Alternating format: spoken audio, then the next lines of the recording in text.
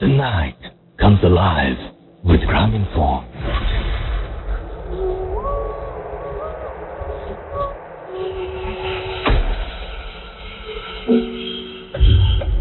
সবসময় radio 88.2 FM বাংলাদেশের সর্ববৃহৎ রেডিও নেটওয়ার্ক। এখন তো বলবো সারা পৃথিবী জুড়েই রেডিও ফুর্তি, কারণ ফুর্তি অ্যাপ থাকলে আপনি পৃথিবীর যে কোনো জায়গা থেকে শুনতে পারবেন। রেডিও ফুর্তি আপনি যে কোনো জায়গা থেকে শুনতে পারবেন। ভূত এফএম বছরের প্রথম ভূত এফএম আপনাদের সবাইকে স্বাগত জানাচ্ছি।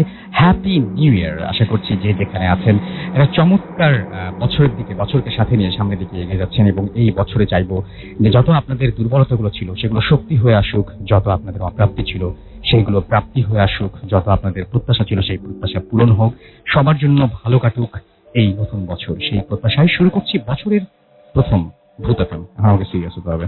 অলরাইট, আমরা আজকের যে ভূত এফএম, সেই ভূত এফএমটা সাজিয়েছি বছরের শুরু, যেহেতু আমরা একটা মজার কাজ করেছি। একেবারে নতুন বছরের জন্য নতুন একটা কাপলকে আমরা নিয়ে এসেছি এই মুহূর্তে। তারা আমাদের সাথে রয়েছেন এবং পুরনো বছর থেকে এসছেন। আমাদের পুরনো কিছু আমাদের সবসময় যারা থাকেন তাদের মধ্যে কিছু কিছু মানুষ, তাদের নামও আমি একে একে বলবো। সুতরাং আজকের সবকিছু মিলিয়ে আজকে সবকিছু জমজমাট হয়ে উঠবে। আশা করছি আমি রাসেল আছি আপনাদের সাথে এবং আমার সাথে রয়েছে মাসুম।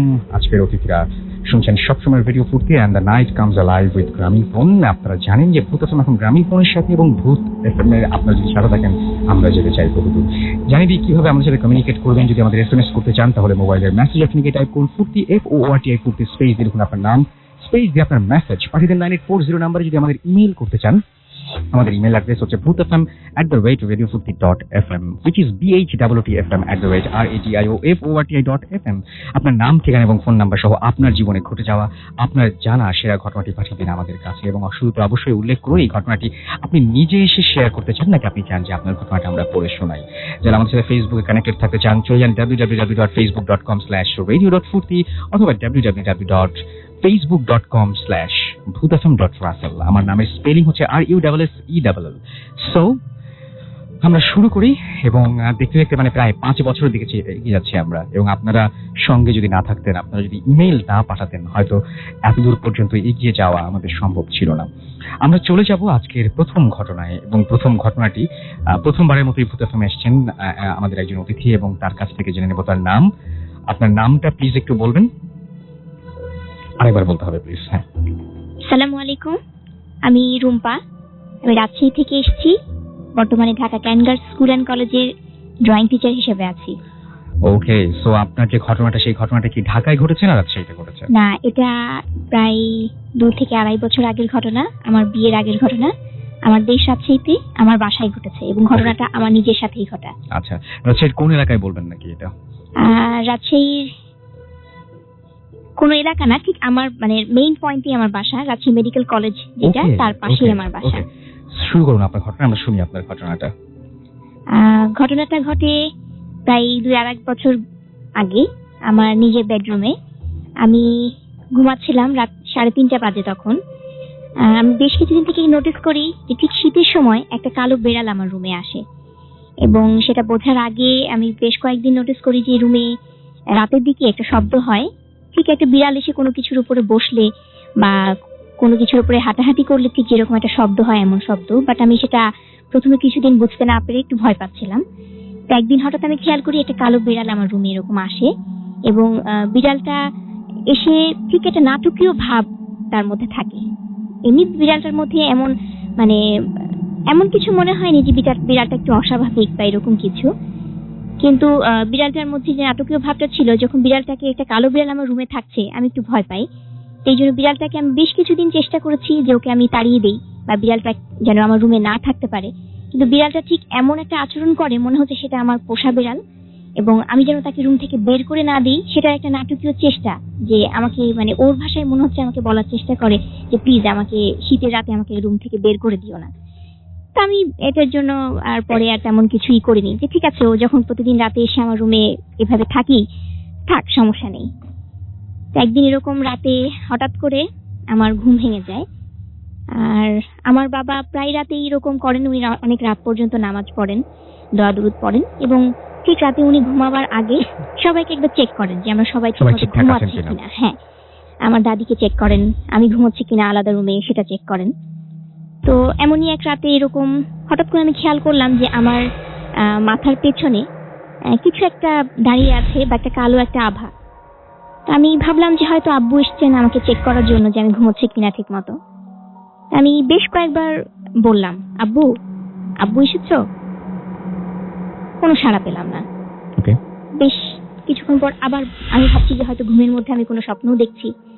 আবার একটু যখন হলো তখন আমি আবার বললাম যে আব্বু তুমি এসেছো? তাতেও যখন কোনো সাড়া পেলাম না এবং স্টিল সেটা আমার পেছনে ওইভাবেই দাঁড়িয়ে আছে। আমি তখন বিছানা থেকে লাফ দিয়ে উঠলাম। ওঠার পরে ঠিক মশারির ভেতর থেকে বাইরের দিকে একটা মুখের আদলের উপর হাত দিলে যেরকম একটা অনুভূতি হয় ঠিক তেমনই একটা অনুভূতি আমি পুরোপুরি বুঝতে পারলাম যে হ্যাঁ একটা মুখের আদল, সেটা কালো রঙের একটা মুখের আদল। আমি তারপরে মুখে হাত দিয়ে আমি জিজ্ঞেস করলাম, আব্বু আব্বু তুমি এসেছো? দেখলাম তখনও কোনো সাড়া নেই। এবং তখন আমি খুবই ভয় পেয়েছি যে আব্বু থাকলে তো অবশ্যই উনি বলতেন যে হ্যাঁ মা আমি এসেছি, তুমি ভয় পেও না বা এরকম কিছু একটা, তো উনি ওনার মতো করে বলতেন। এবং সেটা বোঝার পরে আমি বুঝলাম যে এটা আব্বু না। আমি ঠিক মানে এক লাফে আমার বিছানা থেকে উঠে বসলাম, উঠে তাৎক্ষণিক দৌড়ে আমার আব্বু আম্মুর রুমে গেলাম। আব্বু আম্মুকে বললাম, ওনারা সাথে সাথেই আমার রুমে আসলেন, লাইট অন করলেন। ততক্ষণে আমার রুমে তখন কিছুই ছিল না। আর যেহেতু বিড়ালটা আমার রুমে আসতো, আব্বুর ভাষ্য হচ্ছে যে হয়তো বিড়ালটাই তোমার খাটের মাথার উপরে উঠে বসেছিল, তুমি হয়তো ঘুমের মধ্যে বুঝতে পারোনি। বাট আমার মনে হয় যেটা আসলে আমার কোনো হ্যালুসিনেশন না, এটা আসলেই একটা অন্য কিছু ছিল বা হতে পারে মানে অবাক মানে পুরো জিনিসটা তো আপনি অনুভব করেছেন। পুরো জিনিসটার যে মানে যেটা আপনি এক্সপেরিয়েন্স করেছেন, আপনি হাত দিয়ে যখন বুঝতে পেরেছেন, আপনি বলছিলেন আমাকে অফ এয়ার যেটা সলিড ছিল, রাইট? হ্যাঁ, এটা সলিড ছিল। এবং বিড়ালের মুখে হাত দিলে নিশ্চয়ই আপনি বুঝতে পারছেন যে লোমশো টাইপের, লোমশ একটা ভাব, রাইট? সেরকম কোনো কিছু ছিল না, এটা একদম সলিড। এবং একটা ফেসে হাত দিলে, একটা কাপড়ের উপর দিয়ে একটা ফেসের উপর হাত দিলে যেরকম একটা আপস এন্ড ডাউন থাকে, নাকটা একটু উঁচু বা চোখের দিকটা একটু একটা আপনি ফাইন আর্টসের স্টুডেন্ট, তো আপনি আরো ভালো বুঝবেন, মানে রাইট। সো এটাই ছিল ঘটনা। জি ওকে, থ্যাংক ইউ সো মাচ। আমরা প্রথম ঘটনাটা শুনলাম এবং সত্যি কথা বলতে কি যে এই মুহূর্তে যারা আপনারা বাসায় আছেন তারা মানে অনেক সময় হয় না এরকম যে মনে হয় যে কেউ দাঁড়িয়ে আছে। আমার মনে হয় যে অনেকেই হয়তো এরপরে হাত বাড়াতে সাহস পাবেন না, যে হাত বাড়িয়ে দিলেই হঠাৎ করে কোনো মুখে গিয়ে সেই হাতটা স্পর্শ করবে কিনা, কোনো কারো শরীরে গিয়ে সেই হাতটা স্পর্শ করবে কিনা, হয়তো অনেকেই এরপর থেকে আর এই রিস্কটা নেবেন না। আমরা চলে যাবো কিছু এসএমএস। সাকিব আমাদের এসএমএস করেছেন, এই প্রথম তিনি আমাদের সাথে আছেন, এবং বিপুল আমাদের এসএমএস করেছেন চুয়াডাঙ্গা থেকে আমাদেরকে। এছাড়াও এসএমএস করেছেন অনামিকা ফরিদপুর থেকে, স্টোরিটা ভালো ছিল লিখেছেন। রাইন আমাদের এসএমএস করেছেন এবং তার গ্র্যান্ডফাদার এবং মাদার তারা এখন আর পৃথিবীতে নেই। আমি পুরো এসএমএসটা পড়তে পারলাম না, তার আগে চলে গেল। আমাদেরকে এছাড়াও নাইট রাইডার রাজশাহী থেকে লিখেছেন দারুণ লাগলো, এবং আমাদেরকে জিহাম এসএমএস করেছেন এবং এসএমএস করে বলেছেন যে আজকে আমার বার্থডে, প্লিজ আমাকে উইশ করেন, আপনাকে জন্মদিনে অনেক শুভেচ্ছা জানাচ্ছি। আমাকে আসিফ এবং রাসেল এসএমএস করেছেন আমাদেরকে আবু হামিম, এবং তিনি জানিয়েছেন হ্যাপি নিউ ইয়ার। কবি জিঞ্জিরা থেকে এসএমএস করেছেন অনেকদিন পর সত্যি ওয়েলকাম ব্যাক, আশা করছি এখন থেকে আর এইভাবে হারিয়ে যাবেন না। আমাদেরকে রোশনি এসএমএস করেছেন মিরপুর থেকে, ভূত এফএমের ফুল টিমকে আমার পক্ষ থেকে নিউ ইয়ারের গ্রিটিংস, আপনাকে অনেক ধন্যবাদ এবং আপনারা নতুন বছরটা অনেক সুন্দর যাক। অপু রাজশাহী থেকে এসএমএস করেছেন, আজকে রাজশাহীর এসএমএস একদম অনেক বেশি আসছে, ম্যাক্সিমাম সময় দেখেছি খুলনা থেকে প্রচুর এসএমএস আসে, ঢাকা থেকে আসে, সিলেট থেকে আসে, চিরং থেকে আসে, রাজশাহীতে একটু কম আসে, আবার মাঝে মাঝে অনেক সময় বেশিও আসে, বাট আজকে বেশি আসছে কারণ যারা এসেছেন শুরুতেই আমরা একটা রাজশাহীর ঘটনা দিয়ে শুরু করেছি। আমাদেরকে শান্ত এসএমএস করে লিখেছেন নাইস স্টোরি, খুলনা থেকে লিখেছেন আনোয়ার এবং তার ওয়াইফ আফরিন প্রতিদিনের মতো হ্যাপি নিউ ইয়ার 2015। আমাদেরকে এছাড়াও আনিকা এসএমএস করেছেন এবং তিনি বলছেন সেকেন্ড ঘটনাটি অনেক সুন্দর। সেকেন্ড ঘটনা কোনটা জানো? আকিব আমাদের এসএমএস করেছেন নাটোর থেকে এবং ফার্স্ট স্টোরিটা তার কাছে ভালো লেগেছে। শুভ আমাদের রংপুর থেকে এসএমএস করেছেন, আমাদেরকে এসএমএস করেছেন এছাড়াও দেখতে পাচ্ছি রোজা রাজশাহী থেকে, এছাড়াও আমাদের এসএমএস করেছেন রাজকন্যা মিরপুর থেকে, আমাদেরকে এসএমএস করেছেন মহিউদ্দিন ঢাকা ক্যান্টনমেন্ট থেকে, এছাড়াও অদেখা স্বর্গ আমাদের এসএমএস করেছেন হবিগঞ্জ থেকে, বাবু যশোর থেকে এসএমএস করেছেন, জানিয়েছেন নতুন বছরের শুভেচ্ছা। ম্যাক্সিমাম এসএমএস এই তাই, আমরা ফেসবুকে এসএমএস পড়বো, তবে তার আগে একটা ঘটনা পড়তে চাই, যে ঘটনাটি আমাদের পাঠিয়েছেন তৌসিফ আহমেদ, তার গ্রাম শেখালিপুর, থানা লালগোলা, জেলা মুর্শিদাবাদ, পশ্চিমবঙ্গ, ইন্ডিয়া। আমরা তার ঘটনাটি পড়বো এবং তিনি বলছেন যে আমার ঘটনাটি পড়ে শোনানো হোক। আমি আপনার ঘটনাটি আপনার মতো করে পড়ে শোনানোর চেষ্টা করছি। লিখছেন, আসসালামু আলাইকুম রাসেল ভাই, আমার পাঠানো সেকেন্ড ঘটনাটি আমি ভূত এফএমের সকল শ্রোতার কাছে শেয়ার করছি। এই ঘটনাটি ঘটে আমাদেরই গ্রামের মাস্টারমশাই সিরাজুল সাহেবের সাথে। তিনি ম্যাথ পড়ান। আমি সিরাজুল সাহেবের কাছে কৃতজ্ঞ যে তিনি এই ঘটনাটি আমাকে ভূত এফএমে শেয়ার করার অনুমতি দিয়েছেন। ঘটনাটি 11 বছর আগে ঘটেছিল। ঘটনাটি শুরু করার পূর্বে আমাদের এখানকার একটু বর্ণনা দেই। আমাদের গ্রামের নাম শেখালিপুর। আমাদের গ্রামের পাশ দিয়েই বয়ে গেছে পদ্মা নদী। আমাদের গ্রামটি ভারত এবং বাংলাদেশের বর্ডারের পাশেই। আমাদের গ্রামের পাশ দিয়ে চলে গেছে বিএসএফ রোড।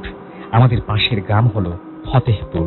এই বিএসএফ রোড ধরে ফতেহপুর যেতে মিনিট 20 সময় লাগে। এই বিএসএফ রোড দিয়ে মানুষ সাধারণত কমই চলাচল করে। এই রাস্তা ধরে যেতে প্রথম যেটা পড়বে সেটা হলো রাস্তার দুপাশে বিরাট আম বাগান।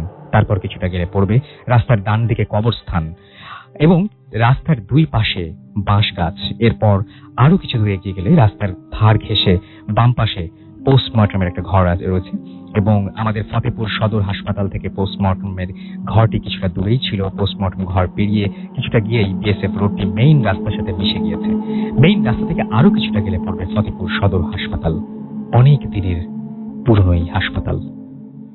সিরাজুল স্যার আমাদের গ্রামের শেখালিপুর হাই স্কুলের ম্যাথের টিচার। আমি তখন ক্লাস 9-এ পড়তাম। স্যার খুব ভালো পড়াতেন। তাছাড়া পাশাপাশি এই দুই গ্রামের মধ্যে তিনি ছিলেন একমাত্র ম্যাথের টিচার। সিরাজুল স্যার সপ্তাহে 2 দিন সাইকেলে করে বিএসএফ রোড দিয়ে ফতেপুর গ্রামের একটা বাড়িতে পড়াতে যেতেন। এই রাস্তাটি নির্জন হলেও খুব তাড়াতাড়ি পৌঁছানোর জন্য স্যার এই পথটা দিয়েই যাতায়াত করতেন। সে সময় আমাদের গ্রামে স্কুল ভোট শুরু হয় এবং এই ভোটকে কেন্দ্র করে আমাদের গ্রামে খুব গন্ডগোল হয়। তো আমাদেরই গ্রামের এক পরিবারের আপন 2 ভাই গন্ডগোলের জেরে খুন হয়। সকালবেলায় এই খুনের ঘটনা ঘটে এবং সেদিন গ্রামের পরিস্থিতি অন্যান্য দিনের মতো স্বাভাবিক ছিল না। পুলিশ এসে লাশ দুটিকে পোস্টমর্টম করার জন্য গাড়িতে করে নিয়ে যায় এবং সেদিন গ্রামে নীরবতা আর শোকের ছায়া পড়েছিল। মানুষজন ঘর থেকে বেরোতে সাহস পাচ্ছিল না। আর পুলিশ গ্রামে 144 ধারা জারি করেছিল। বিকেলের দিকে কিছু কিছু মানুষ ভয়ে ভয়ে বেরিয়েছিল, কিন্তু পরিস্থিতি মোটেই স্বাভাবিক ছিল না। চারিদিকে একটা থমথমে ভাব। সেদিনই আবার সিরাজুল স্যারের ফতেপুর গ্রামে পড়াতে যাবার ডেট ছিল। স্যার একবার ভাবলেন যাবেন না, কিন্তু স্যার এটাও ভাবলেন যে পরের সপ্তাহে ফাইনাল এক্সাম, না গেলে ছাত্ররা সমস্যায় পড়বে। স্যার বিকেল 5টায় ফতেপুর গ্রামের দিকে রওনা হলেন। রাস্তা একদম ফাঁকা। স্যারের মনের ভেতর একটা ফিলিংস কাজ করছিল। আজ এমন 2জন ভাই মারা গেছে যারা তাকে গভীরভাবে ভালোবাসতো। এটা ভাবতে ভাবতে স্যার সাইকেল চালাচ্ছেন। স্যার ফাঁকা মাঠ পেরিয়ে আমবাগানের মধ্য দিয়ে চলছেন। এরপর স্যার কবরস্থান পেরিয়ে সেই পোস্টমর্টম ঘরের কাছে চলে এলেন। তখনও সন্ধ্যা হয়নি। স্যার যখন পোস্টমর্টম ঘরটি ক্রস করছিলেন, হঠাৎ স্যারের চোখ পড়ল সেই সবুজ প্যাকেটে মোড়া দড়ি দিয়ে বাঁধা লাশ দুটির দিকে। ঘরের ভাঙা জানালা দিয়ে লাশ দুটিকে দেখা যাচ্ছিল যারা আজই খুন হয়েছে। স্যারের মনের ভেতর এমন খটকা লাগলো, স্যার সাইকেল চালিয়ে ফতেপুর গ্রামে পৌঁছে গেলেন। এরপর স্যার সেখানে পড়াতে পড়াতে গভীর মনোযোগ দিয়ে ফেললেন, সবকিছু ভুলে গেলেন। একসময় প্রচন্ড বৃষ্টি আর ঝোড়ো হাওয়া শুরু হলো। স্যারের আজ একটু দেরি হয়ে গেল। বাইরে বৃষ্টির বেগ একটু কমেছে। বাড়ির লোক স্যারকে যাওয়ার জন্য অনুরোধ করলেন। স্যার বললেন আমি ঠিক পৌঁছে যাব। থেকে যাওয়ার জন্য অনুরোধ করেছিলেন এবং সেই বাড়ি থেকে স্যারকে টর্চ আর ছাতা দেওয়া হলো। স্যার এক হাতে ছাতা এবং এক হাতে টর্চ নিয়ে সাইকেলে চেপে বাড়ির দিকে রওনা দিলেন। স্যার মেইন রাস্তা দিয়ে চলছেন। একসময় স্যার হাসপাতাল ক্রস করে মেইন রাস্তা থেকে বিএসএফ রোডে নামলেন। আকাশে বিদ্যুৎ চমকাচ্ছে আর হালকা হালকা বৃষ্টি পড়ছে। স্যারের সেই ঘটনাগুলি আবার মনে পড়তে লাগলো। স্যারের হঠাৎ সাইকেলের চেন পড়ে গেল। স্যার কিছুতেই সাইকেলের চেন তুলতে পারছিলেন না। সাইকেল ঠেলতে ঠেলতে স্যার হাঁটতে লাগলেন। স্যার ঠিক পোস্টমর্টম ঘরের কাছে ভাঙা জানালাটিকে অতিক্রম করতে যাচ্ছিলেন। এমন সময় স্যার লক্ষ্য করলেন যে তার বাম পাকে পা কে যেন টেনে ধরেছে। স্যার সঙ্গে সঙ্গে পায়ের দিকে টর্চ মেরে দেখলেন তার পা কাদায় আটকে গিয়েছে। তিনি জোর করে চেষ্টা করলেন, কিন্তু কিছুতেই পায়ে স্লিপার সমেত পাটিকে তুলতে পারছিলেন না। স্যার বসে গিয়ে স্লিপারটিকে কাদা থেকে টানতে চাচ্ছিলেন। এমন সময় আকাশে জোরে বিদ্যুৎ চমকালো এবং স্যার যা দেখলেন তা দেখার জন্য স্যার একেবারেই প্রস্তুত ছিলেন না। তিনি দেখলেন যে ভাঙা জানলা দিয়ে পরিষ্কার দেখা গেল 4জন মানুষের মতো দেখতে লোক, যাদের মুখ অন্ধকার এবং শাড়ির সাদা কাপড়ে ঢাকা।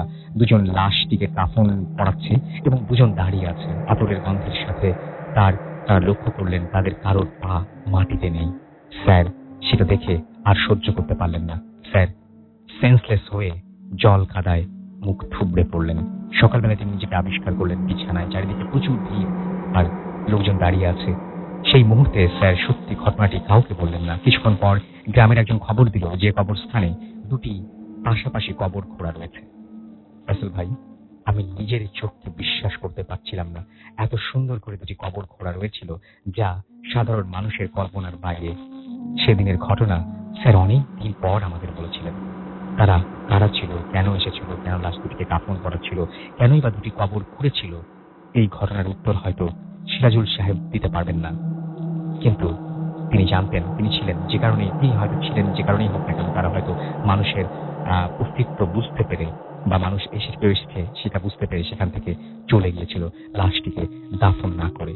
এই ছিল ঘটনা, এবং এটা গ্রামে ঘটে যাওয়া অবিশ্বাস্য ঘটনা। হতে পারে যে যারা মার্ডার করেছিল তারা লাশটাকে নিতে এসেছিল, বাট উনি একটা জিনিস কিন্তু উল্লেখ করেছেন, যারা এসেছিলেন লাশটাকে কাফনের কাপড় পরাচ্ছিলেন, আতর মাখাচ্ছিলেন, তাদের পা কালো মাটিতে স্পর্শ করেছিল না। কে ছিল তারা? এটাই এই ঘটনার সবচেয়ে বড় প্রশ্ন। যাই হোক, আরো ঘটনা রয়েছে, সেই ঘটনাগুলো আমরা একে পড়বো। তবে তার আগে আমাদের এখন যেটা করতে হবে, একটা ছোট্ট বিরতি নিতে হবে, এবং বিরতির পরে আমরা আবারও ফিরে আসবো। সেই পর্যন্ত আশা করছি আমাদের সঙ্গেই থাকবেন। আরো একবার জানিয়ে দিই, আমাদের SMS করতে হলে মোবাইলের মেসেজ অপশনে টাইপ করুন ফুর্তি FORT ফুর্তি স্পেস দিয়ে আপনার নাম স্পেস দিয়ে আপনার মেসেজ পাঠিয়ে দিন 9840 নাম্বারে। আমাদের ইমেল করতে চাইলে আমাদের ইমেল অ্যাড্রেস হচ্ছে bhutfm@radio50.fm। আমাদের ফেসবুক অ্যাড্রেস হচ্ছে www.facebook.com/bhutfm.russell www.facebook.com/radio.ফুর্তি। আমরা চলে যাচ্ছি একটা ছোট্ট বিরতিতে, ফিরে আসছি একটু পরে। কোথাও যাবেন না, আমাদের সাথে থাকুন। স্টে টিউনড টু রেডিও ফুর্তি এন্ড ডোন্ট স্টপ ফুর্তি। Bhoot FM. The night comes alive with Gramin Fawn.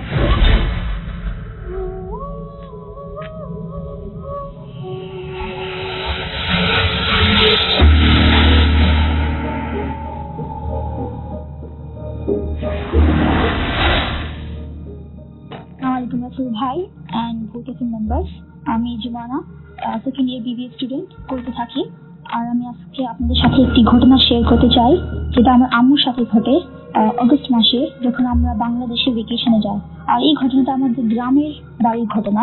তো আমার গ্রামের নাম হলো কান্দাখানীপুর দোহার থানা অবস্থিত। তো ঘটনাটা এইভাবে শুরু হয়। একদিন আমার আম্মু আমাকে বলে কি, তুমি সন্ধ্যার পর কিংবা রাত্রে একা কিচেনে যাবে না। তো আমি জিজ্ঞেস করি কেন? তো আম্মু বলে কি, বাস যাবে না। তো আমি আর ব্যাপারটাকে আমি সিরিয়াস নিই, আমি একটু লাইটলি নিয়েছি। তো তারপর রাত্রে আমাকে আম্মু বলে, ঘটনাটা খুলে বলে। ঘটনাটা শুরু হয় এইভাবে। এর আগের রাত্রে আমাদের বাসায় কিছু গেস্ট এসেছিল। তো আমার আম্মু তাদের জন্য চা বানিয়েছে। আর আমরা তখন উপরে ছিলাম, আমি আর আমার ছোট ভাই। আর আমাদের বিল্ডিংটা হলো 2 ফ্লোর বিল্ডিং। তো আমি সেকেন্ড ফ্লোর, আমি আর আমার ভাই সেকেন্ড ফ্লোরে ছিলাম, আর আমার আম্মু কিছু কাজ করতেছিল। তো গেস্ট যাওয়ার পর সে কাপসগুলো নিয়ে গেছে ধোবার জন্য। তো হয়েছে কি, এখন আপনারা সবাই জানেন কি গ্রামের ইলেকট্রিসিটি প্রবলেমটা অনেক বেশি। তো আমরা সবসময় হাতে চার্জার লাইট রাখতাম। তো আমার আম্মু কি করছে, এখন সে একা যাবে, তো সেও একটা চার্জার লাইট হাতে করে নিয়ে গেছে। আর তখন সে কাপসগুলো ধুইতেছে। আর আরেকটা কথা বলে দিই, আমাদের গ্রামের এরিয়াতে হ্যান্ড পাম্প ইউজ করা হয়, আর কি তাকে গ্রামের ভাষাতে বলে চাপকল বলা হয়। তো আমার আম্মু কি করছে, এখন সে 2 হাতে তো এক হাতে লাইট ধরতে পারবে না। তো সে আবার আমাদের কিচেনের ভিতরে যে কলটা আছে, চাপকলটা আছে, এটার অপোজিটে একটা বড় জানলা আছে, আয়রন গ্রিল আছে। ওর পিছনে জানালা ওটার মধ্যে আয়রন গ্রিল আছে। তো আর জানালাটা অনেক বড়। তো আমি কি করছে, লাইটটা একটু জানালার পাশে রাখছে, আর কি ওয়ালের সাথে সাপোর্টের জন্য নিচে রাখছে। আর সে তখন কাজ করতেছে আর লাইটটা অন করে রাখছে। তো হয়েছে কি, এখন আম্মুর কাজ শেষ হয়ে গেছে, কাজগুলো ক্লিন করে এখন সে লাইটটা যখন নিতে গেছে, তখন তার মাথাটা একটু নিচু করে যখন লাইটটা হাতটা আগে বাড়িয়ে লাইটটা নিতে গেছে, তখন কি হয়েছে কি, সে এক্সপেক্টই করতে পারবে না এরকম হতে পারে তার সাথে। একটা অনেক বুড়ো মহিলার ভয়েসে একটা মহিলা অনেক জোরে চিল্লাইছে।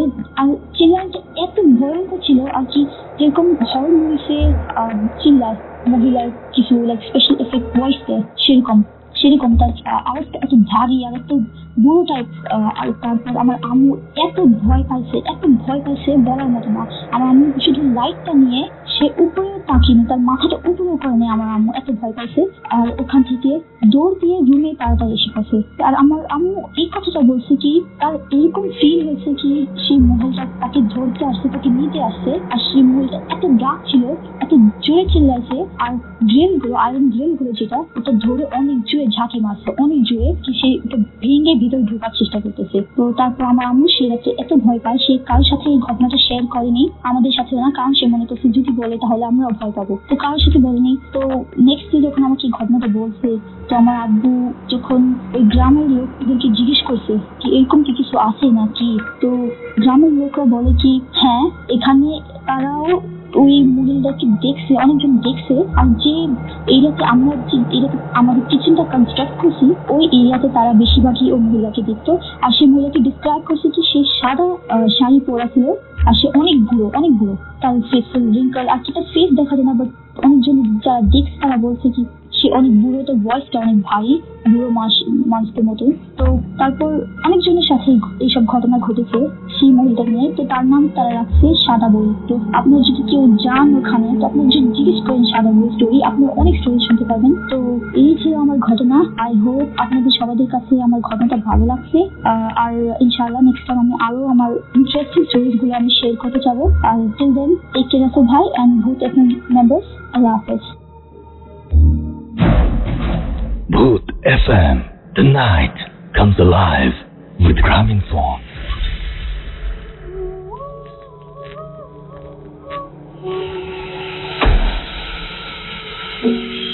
Welcome back. এবং আমাদের নতুন বছরের ফার্স্ট মিস্টেক, আমরা একটা হয়তো পুরোনো একটা ফাইল মনে হয় বাজিয়ে দিচ্ছি আমরা ভুল করে। যারা শোনেননি তাদের জন্য অনেক ভালো, বাট এটা আসলে মানে আমাদের ভুল। যাই হোক, আমরা চলে যাব আবারও ঘটনায়, তবে তার আগে কিছু SMS না পড়লে নয়। আলিফ আমাদের ঢাকা থেকে SMS করেছেন, এছাড়াও SMS করেছেন বিজয়, আমাদের SMS করেছেন সুমন জ্যাকসন হাসনাবাদ থেকে, শাহেদ জামিল আমাদের SMS করেছেন আমাদেরকে ক্যাপ্টেন টাঙ্গাইল থেকে, এছাড়াও নিলয় আমাদের SMS করেছেন ইলিয়াস, এছাড়াও স্বপন আমাদের SMS করেছেন আমাদেরকে মেহেদি, এছাড়াও আমাদেরকে SMS করেছেন দেখতে পাচ্ছি আচ্ছা মৌমি ইসলাম জ্যাকলিন যশোর থেকে, প্রিয়া আমাদের উত্তরা থেকে SMS করেছেন আমাদেরকে দেখতে পাচ্ছি, এছাড়াও সাইফুল আমাদেরকে স্বাধীন SMS করেছেন, আমাদেরকে মিমি SMS করেছেন মারুফ সিলেট থেকে, এছাড়াও রুবেল সিরাজগঞ্জ থেকে আমাদের SMS করেছেন, জিহাদ আমাদের সাতক্ষীরা থেকে SMS করেছেন, শরীফুল আমাদের SMS করেছেন আরো অনেকে। আমি আরো ফেসবুকেও দেখতে পাচ্ছি অনেকে আমাদেরকে এখানে কমেন্ট করছেন। আমি বলে দিই SMS করার নিয়মটা, মোবাইলের মেসেজ অপশনে গিয়ে টাইপ করবেন ফুর্তি FORT স্পেস দিয়ে লিখবেন আপনার নাম, স্পেস দিয়ে আপনার মেসেজ পাঠিয়ে দেবেন 9840 নাম্বার। যারা ইমেল করতে চান আমাদের ইমেল অ্যাড্রেস হচ্ছে bhootfm@radio40.fm, which is bhootfm@radio40.fm। আপনার নাম, ঠিকানা এবং ফোন নাম্বার সহ আপনার জানা সেরা ঘটনাটি পাঠিয়ে দিন আমাদের কাছে। শুধু অবশ্যই উল্লেখ করুন ঘটনাটি আপনি এখানে এসে শেয়ার করতে চান নাকি আপনি চান যে আপনার ঘটনাটা আমরা পড়ে শোনাই। আমরা এছাড়াও আরো কিছু ঘটনা দেখতে পাচ্ছি, আমরা আরো কিছু কমেন্ট দেখতে পাচ্ছি ফেসবুকে। আজিজুর রহমান সাগর যশোর থেকে তিনি কমেন্ট করছেন ফেসবুকে আমার পেজটাতে, এবং তিনি বলছেন যে তার কাছে ভালো লাগছে, এখনো পর্যন্ত ভয় যদিও পাননি আমাদেরকে। এছাড়াও দেখতে পাচ্ছি লাস্ট স্টোরিটা নাইস ছিল লিখেছেন সোহেল খান এখানে ফেসবুকে। স্মার্ট রেহান আমাদের লিখেছেন যে, এছাড়া আমাদেরকে নাহিদ নান্নু আমাদেরকে এখানে কমেন্ট করেছেন দেখতে পাচ্ছি, এবং তিনি আমাদের এখানে রনক আমাদেরকে লিখেছেন ইরান, এছাড়া আমাদেরকে সিদ্দিক সাগর লিখেছেন নাইস স্টোরি, শান্ত সহ আরো অনেকে এখানে কমেন্ট করছেন। আপনি যদি কমেন্ট করতে চান তাহলে চলে যান www.facebook.com/radio.40, www.facebook.com/bhootfm.russell। আবারও ফিরে আসবো কমেন্ট নিয়ে, তবে তার আগে আমরা চলে যাবো একটা ঘটনায়, এবং আপনাদের ভয় পাওয়ার মতো একটা ঘটনা আমরা উপহার দেওয়ার চেষ্টা করছি এই মুহূর্তে। আমাদের সঙ্গে রয়েছে দিনার, এবং পুরান ঢাকার এই ঘটনা কি পুরান ঢাকা না ঢাকার বাইরের একটা ঘটনা, রাইট? আমরা সেই ঘটনাটা একটু শুনি। আসসালামু আলাইকুম লিসেনার্স। রাসেল ভাই, আমি এখন যে ঘটনাটি শেয়ার করছি এটা আমাকে বলেছে সাকিম ভাই। তো ঘটনাটি তার ফ্রেন্ডের ফ্যামিলির সাথে ঘটে যায় একটি ঘটনা। তো ঘটনাটি ঘটেছে ঝিনাইদহ জেলার কোটচাঁদপুর থানার কোনো একটি গ্রামে। ওকে। তো ঘটনাটি ঘটেছে 1997 কি 98 দিকে। তো সাকিম ভাই যে ফ্রেন্ড ছিল, তো ওনার বাবা ওই কোটচাঁদপুর থানায় কোনো একটি গ্রামে উনি জায়গা কিনে বাসা তৈরি করেন। তো বাসা তৈরি করার পর তারা সপরিবারে সেখানে থাকা শুরু করেন। তো বাসার বর্ণনাটা আমি একটু দিই, যে বাসার দুই পাশে ছিল ধানি জমি ছিল, এবং বাসার পশ্চিম পাশে ছিল তো একটা গ্রাম্য কবরস্থান, মোটামুটি মাঝারি সাইজের। আর আশেপাশে লোকজন বলতে গেলে দুই একটা পরিবার ছাড়া আর তাদের বাড়ির আশেপাশে কেউ ছিল না। তো যখন থেকে তারা সে বাসায় থাকা শুরু করার পর থেকে তারা বিভিন্ন প্যারানর্মাল প্রবলেম ফেস করতে থাকে, কিছু অস্বাভাবিক জিনিস তাদের সাথে ঘটতে থাকে।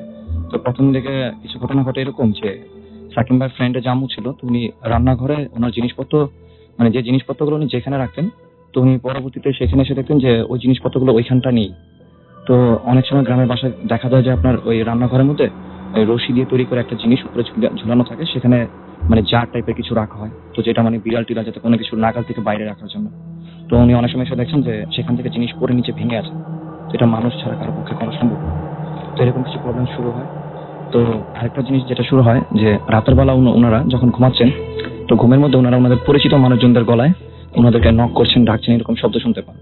তো প্রথম যখন ওনারা এই ডাক শুনতে পান, তখন ওনারা রুম থেকে বের হন। তো বের হওয়ার পর দেখলেন যে না, বাসার আশেপাশে কেউ নেই। তো এমন কিছু পরিচিত মানুষের ভয়েস তারা শুনতো যে যাদের বাসা তাদের বাসা থেকে মোটামুটি অনেক দূর, এবং তাদের পক্ষে এত রাতে এসে তাদেরকে ডেকে চলে যাওয়া অসম্ভব একটা ব্যাপার। তো যাই হোক, তো এরকম একদিন ওই সাকিম ভাইয়ের ফ্রেন্ডের আম্মু উনি রাতের বেলা টয়লেটে যাওয়ার জন্য বের হয়। তো গ্রামের টয়লেটগুলো আমরা বেসিক্যালি জানি যে বাসা থেকে মোটামুটি একটু দূরেই থাকে। তো উনি টয়লেটে যাওয়ার সময় লক্ষ্য করলেন যে ওনাদের যে রান্নাঘরটা ছিল সেটা ছিল এই কবরস্থানের পাশ ঘেঁষে ছিল পশ্চিম দিকটায়। তো উনি দেখলেন যে সেই রান্নাঘরের পাশে দুইজন লোক দাঁড়িয়ে আছে, মানে একটু লম্বা দেখতে, এবং তারা দুইজন সাদা জুব্বা পরিহিত। তো উনি ভাবলেন যে হয়তোবা কবরস্থানে কোনো লোক টোক মারা গেছে, কোনো লাশের সাথে আসছে হয়তো তারা। তো উনি ওয়াশরুম থেকে যখন বের হন, তো বের হওয়ার পর কিন্তু তিনি সেখানে কাউকে দেখলেন না। তো আমি বলে রাখি যে উনি দেখতে পাননি, কারণ হচ্ছে যে ওইখান থেকে যদি কেউ চলে যায় হেঁটে, তাদের কিন্তু দেখতে পাওয়ার কথা, কারণ গ্রামে অনেক দূর পর্যন্ত চলে গেলেও মানে দেখা যায় যেখানে আপনি দাঁড়িয়ে থাকবেন। তো উনি দেখলেন যে সেখানটা কেউ নেই। তো উনি রুমে চলে আসলেন, উনি এসে শুয়ে পড়েন। তো পরের দিন রাতে উনি টিউবওয়েল থেকে পানি আনার জন্য যখন যান, রুম থেকে বের হন, এবং বের হওয়ার পর উনি ওই সেম দুজন মানুষকে ওই একই জায়গায় দেখেন, এবং উনি যেটা বুঝতে পারেন যে তারা মনে হয় মানে কথা বলছে, নিজেদের মধ্যে কনভারসেশন হচ্ছে। তো উনি জাস্ট রুমের ভিতরে চলে আসে ওনার হাজবেন্ডকে বলেন যে উনি ভাবেন যে হয়তো ডাকাত বা চোর জাতীয় কিছু, মানে এই টাইপের কিছু লোক হতে পারে। তো ওনার হাজবেন্ডকে বলার পর ওনার হাজবেন্ড টর্চ নিয়ে বের হন। তো টর্চ নিয়ে বেরোর পর তারা মানে পুরো কবরস্থানের আশেপাশে সব জায়গায় টর্চ মেলেন, কিন্তু মানে কাউকে সেখানে দেখলেন না। তো যাই হোক, ওনারা এটাকেও স্বাভাবিকভাবে নেয়। তো একদিন যেটা ঘটে যে ওই সাকিম ভাই ফ্রেন্ডের আম্মু উনি রান্নাঘরে কাজ করতেছিলেন। তো উনি রান্নাঘরে মাছ করতেছিলেন। তো মাছের যে ময়লাগুলো ছিল, তো মানে গ্রাম দেশে যেটা হয় যে রান্নাঘরের পাশেই যে রান্নাঘরে যে ময়লাগুলো থাকে সেগুলো সেখানেই ফেলা হয়। তো উনি সেখানে ফেলে দিয়ে এসে তরকারি কাটা শুরু করেন।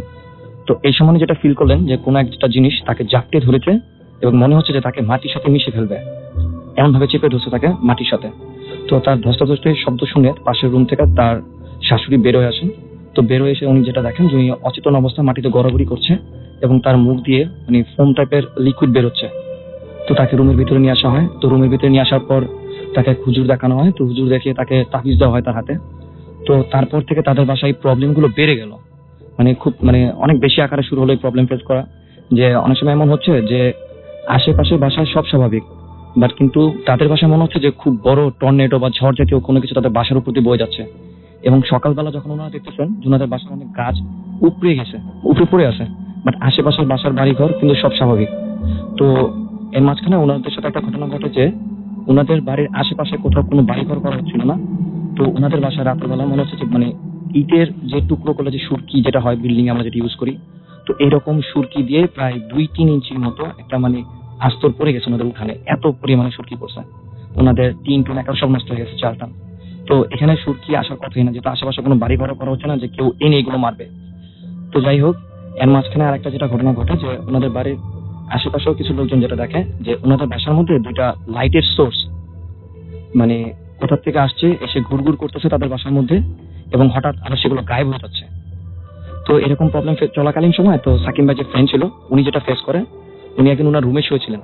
তো উনি রুমে শুয়ে থেকে উনি জানালা দিয়ে দেখলেন যে ওনাদের পাড়ারই একটা ছেলে ওনাদের বাসার যে রান্নাঘরটা ছিল ওই পাশ দিয়ে কবরস্থানটার দিকে নেমে যাচ্ছে। আচ্ছা, ওই ঝোপঝাড়ের ভিতর দিয়ে নেমে যাচ্ছে। তো উনি দেখে রুম থেকে ডাক দেয় জানলা দিয়ে। তো উনি দেখে যে সেই ছেলেটা কোনো রেসপন্স করছে না। তখন উনি রুম থেকে বের হয়ে তার পিছে পিছে হাঁটা দেয়। তো উনি যেটা লক্ষ্য করলেন যে ছেলেটা কবরস্থানের ভিতরের দিকে ঢুকে যাচ্ছে। তো উনিও তার পিছে পিছে চলে যায় ছেলেটার পিছনে। তো উনি নাম ধরে ডাকতে থাকে। তো এই সময় উনি যেটা দেখেন যে ছেলেটা আস্তে আস্তে লম্বা হচ্ছে অস্বাভাবিক। তো এটা দেখার পর ওনার আর কোনো কিছু মনে নেই। যখন সকালবেলা ওনাকে রুমে খুঁজে না পেয়ে মানে রুমে রিচ করতে না পেরে সবাই খোঁজাখুঁজি শুরু করে, তখন ওই কবরস্থানের পাশে খেতে কাজ করা এক লোক তাকে সেখান থেকে নিয়ে আসেন। তো নিয়ে আসার পর যখন তাদের বাসায় এই প্রবলেমগুলো চলছিল, তো সাকিম ভাইয়ের ফ্রেন্ডের যে বাবা ছিল উনি ওনার ওয়াইফ আর ওনার ছেলেকে ওনার নানু বাসা পাঠিয়ে দেয়। নানু বাসা ওইখান থেকে একটু দূরে ছিল। তো নানু বাসা যাওয়ার পর ওনার বাবা একাই থাকতেন এই বাসায়, এবং উনি একাই জিনিসগুলো ফেস করতেন। এবং মানে তখন কিন্তু আশেপাশে সবাই জানে তাদের বাসার কাহিনীগুলো।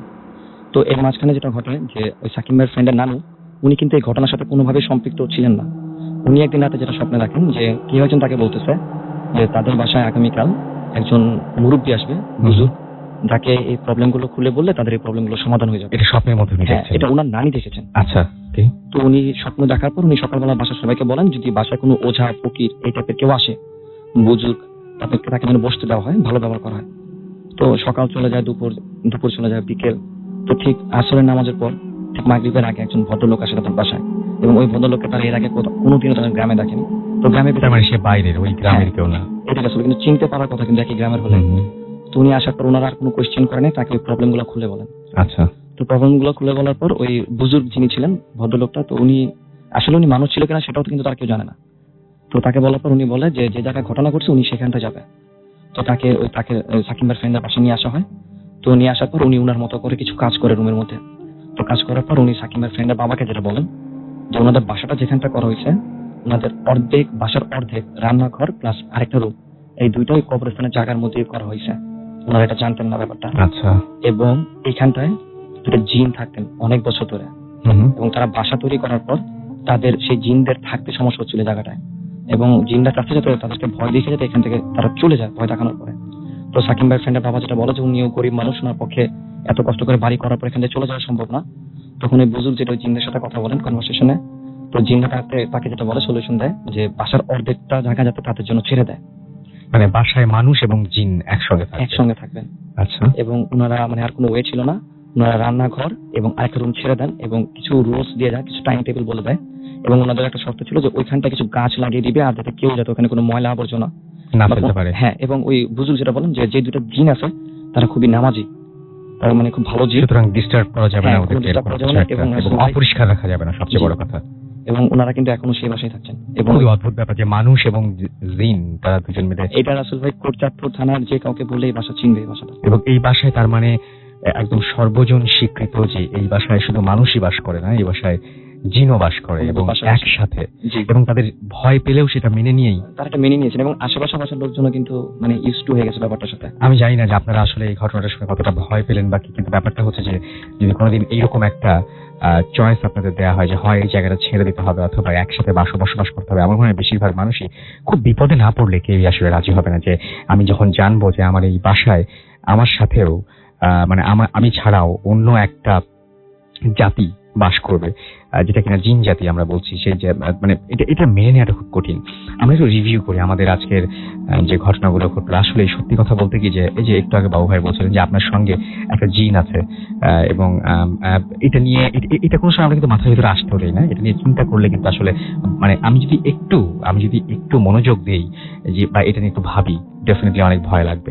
আমি যদি হঠাৎ করেই মনে করি যে হ্যাঁ আমার বাসার আমার বাসায় আমি ঘুম ভেঙে উঠবো এবং আমাকে কেউ একজন ডাকবে, যাকে কিনা আমি আত্মীয় মনে করে হাত বাড়িয়ে দেখবো যে এটা আসলে আমার আত্মীয় বা কিছু না, এটা একটা মুখের অবয়ব যেটার উপরে আমি হাত বুলিয়ে ফেলেছি, মানে আমি স্পর্শ করে ফেলেছি জিনিসটা, কিন্তু এটা কিন্তু খুব অদ্ভুত ব্যাপার।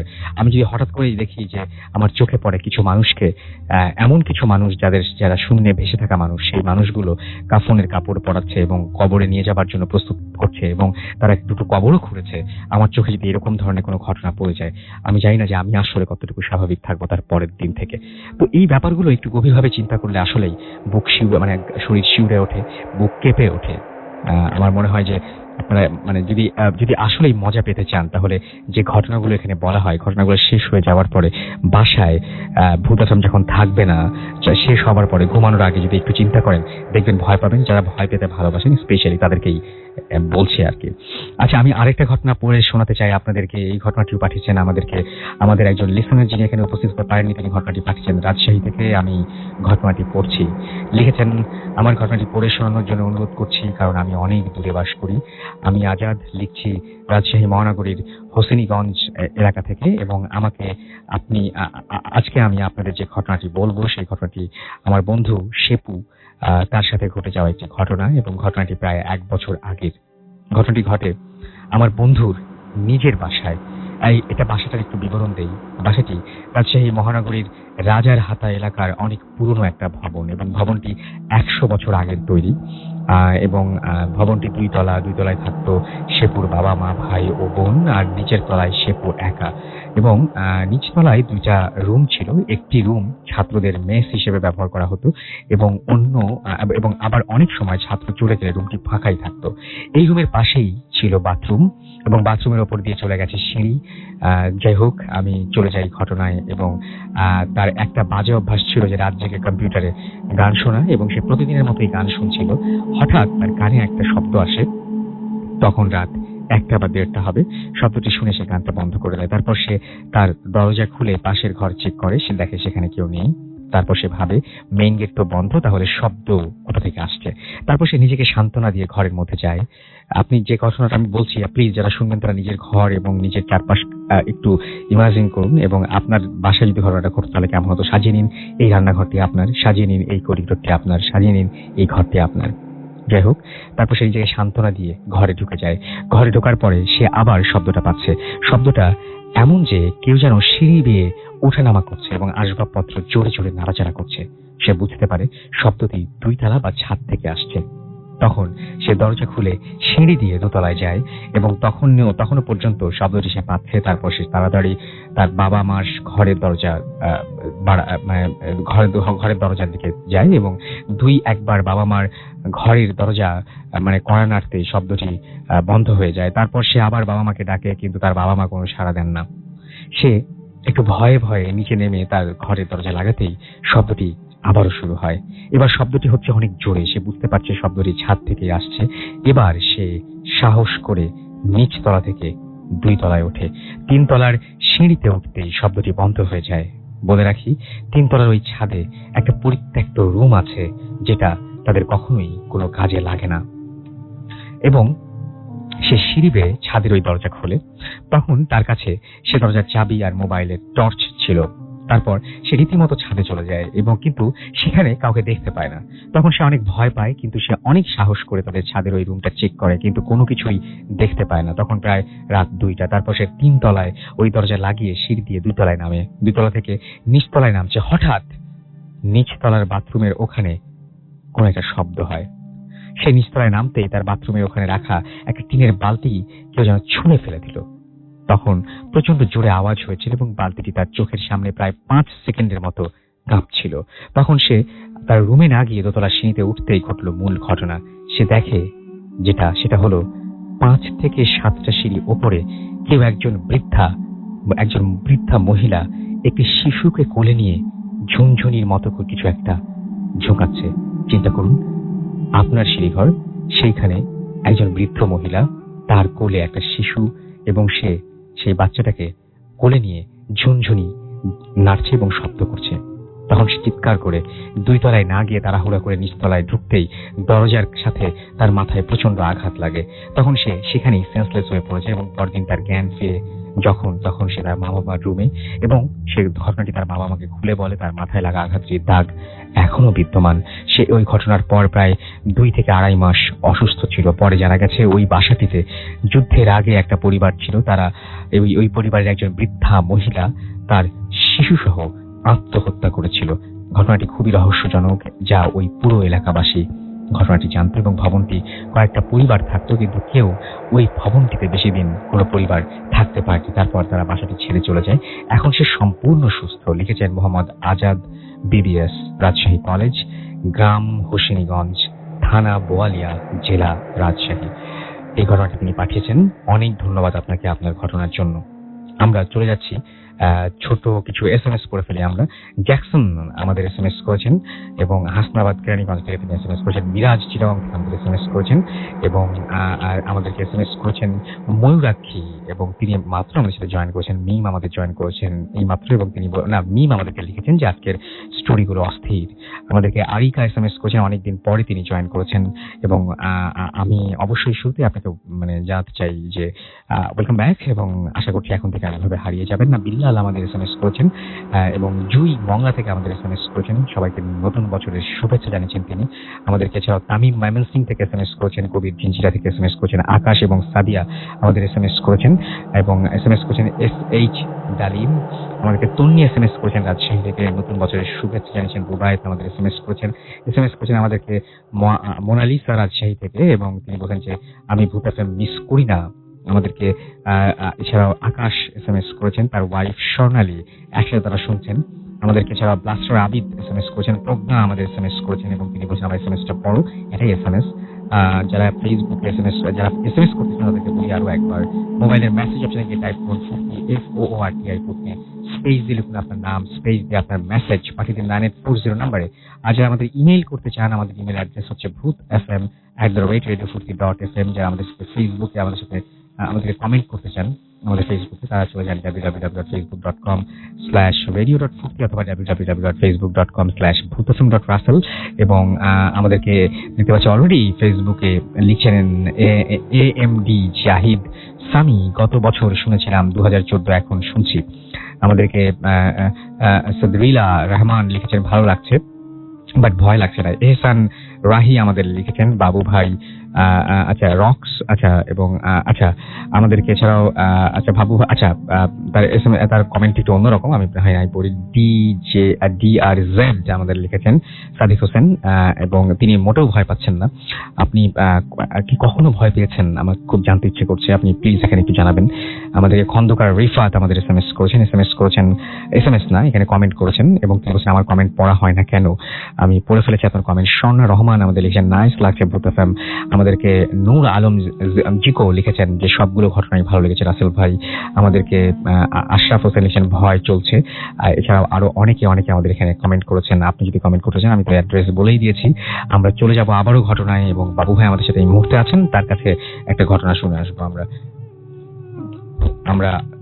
এই কাহিনীটা হচ্ছে আপনার ঢাকা শহরের মোহাম্মদপুর এলাকার একটা বাসা, বাবর রোডের একটা বাসা। ওকে, হ্যাঁ, বাসাটা আমি নিজের চোখে গত 4-5 বছর আগে দেখেছি। ওইখানে পর একটা বাসা, এগুলো সেই পুরনোই ছিল। এখন আমি বেশ কিছু পুরনো বাসা আছে, হ্যাঁ, বাট এখন জানি না ওটা ভেঙে ফেলছে কিনা, বাট আমাকে যেভাবে লোকেশন বলেছে তো সম্ভবত ওগুলোরই কোনো একটা বাসা। বাসাটা বেশ বড় আকৃতির আর কি। আচ্ছা, তো যাই হোক, তো যেটা বলেছেন উনি হচ্ছে শওকত ভাই।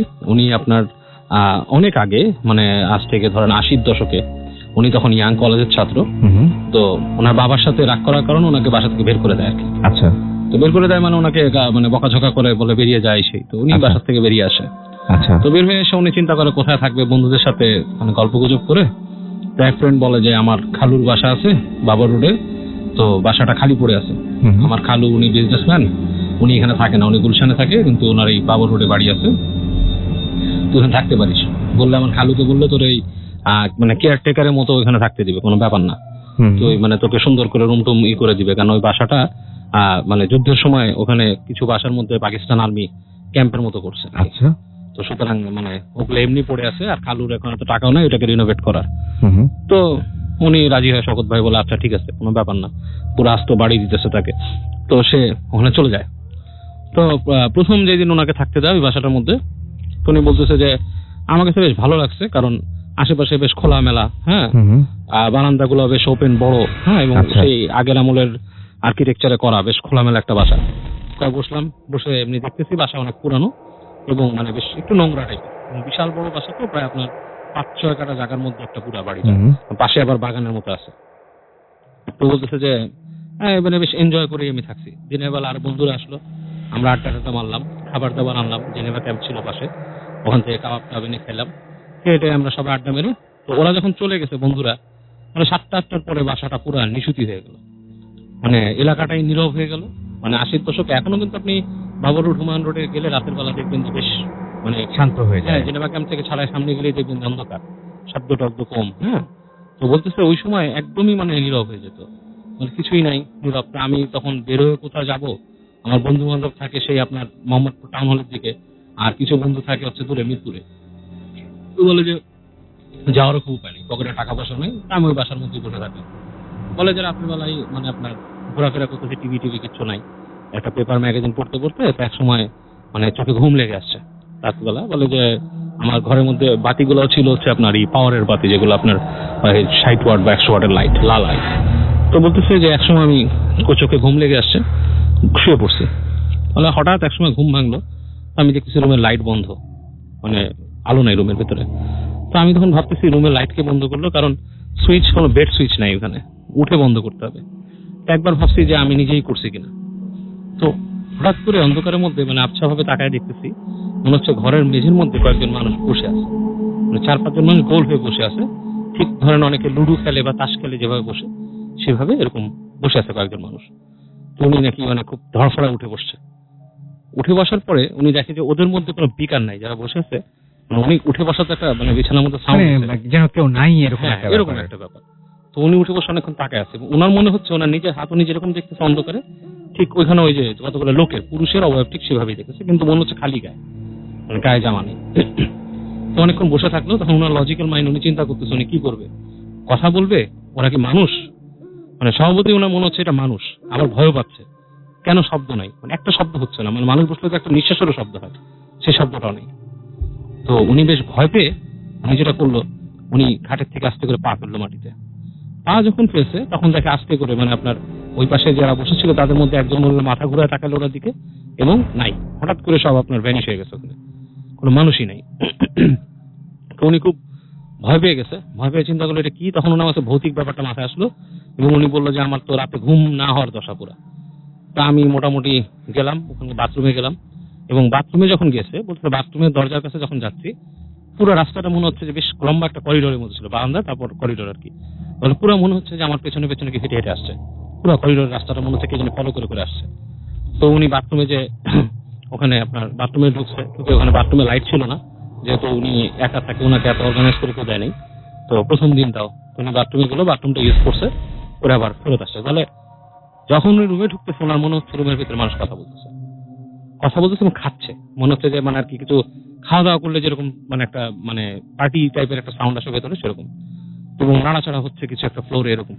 তো উনি ঢুকে দেখে কোনো মানুষজন নাই, বাট ফ্লোরে কি কি পড়া। উনি উঠছে, উঠে লাইটটা জ্বালাইছে রুমের।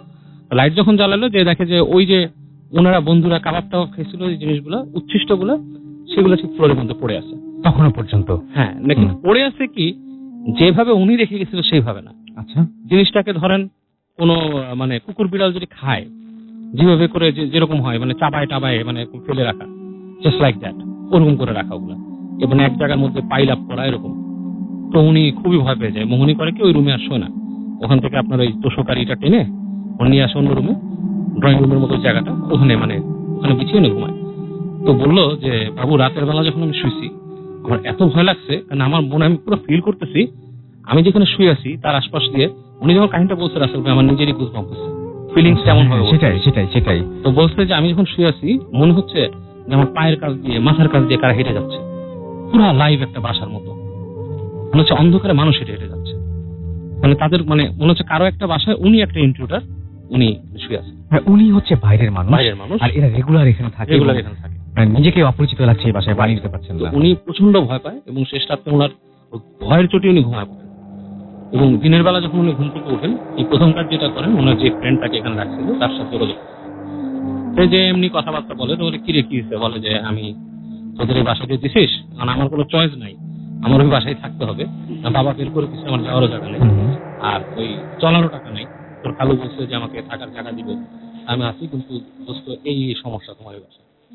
তো একটু মানে চুপচাপ মেরে যাও, বলে যে দেখো কিছু প্রবলেম তো আছেই, এটা তো মানে বলতে ভুলে গেছি, বাট আসলে বিকজ বাসাটা আরো পুরো, এটা ঠিক পাকিস্তানের যুদ্ধ হয়েছে তারও আরো অনেক আগে এই বাড়ি তৈরি, সেই পাকিস্তান আমলে হয়তো দেশ বিভাগের সময় করা বা সামথিং, মানে যখন নাকি ভারতবর্ষ বিভাগ হয় সেরকম কোনো সময়, 2 তলা বাড়ি, মানে সেরকম কোনো সময় করা, এবং ওনাদের মানে বংশ পরম্পরার বাড়ি, ওনাদের অর্ধেক মানে রক্ত হচ্ছে আপনার বিহারি ওদিক থেকে আসছে।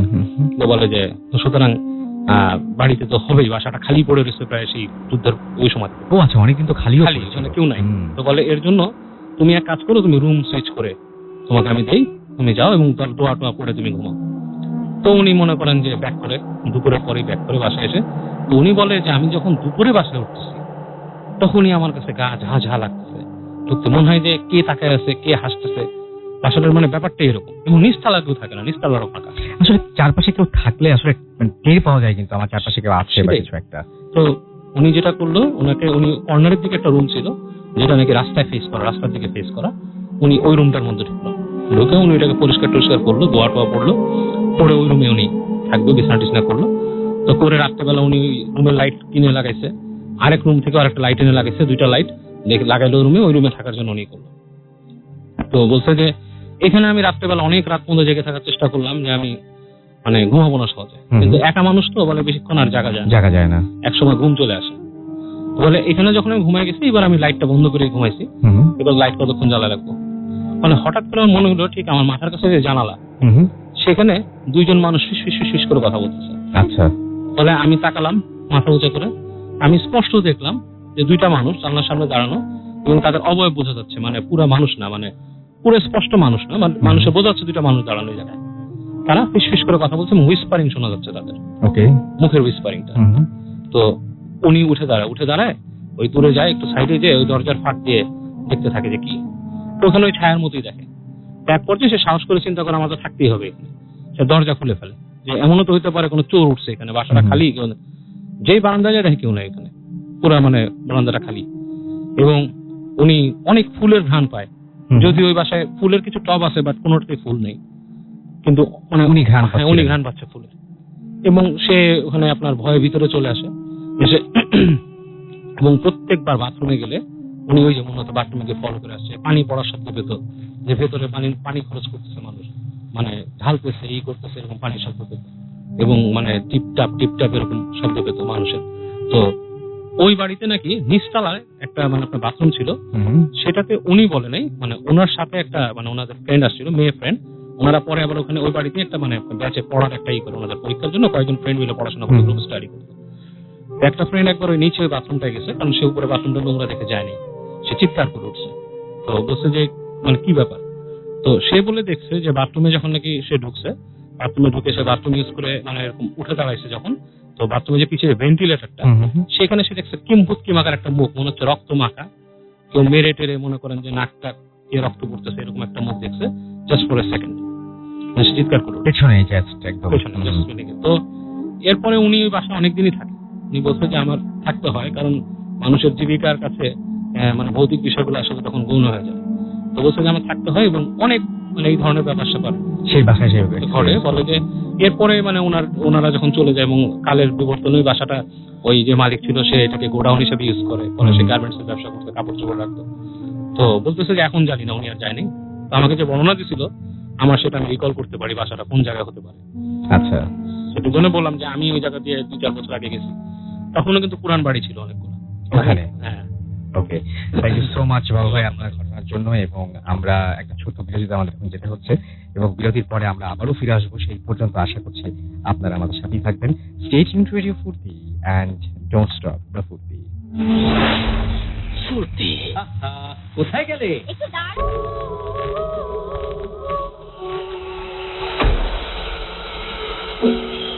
শুনছেন সবসময় রেডিও ফুর্তি 88.0 ওএফএম, বাংলাদেশের সর্ববৃহৎ রেডিও নেটওয়ার্ক। আমি রাসেল আছি সাথে, এবং একটার পর একটা ঘটনা শুনছি আমরা একটু ফেসবুকে দেখি যে অনেকেই বলছেন যে কমেন্ট পড়া হচ্ছে না, সুতরাং পড়ে ফেলি।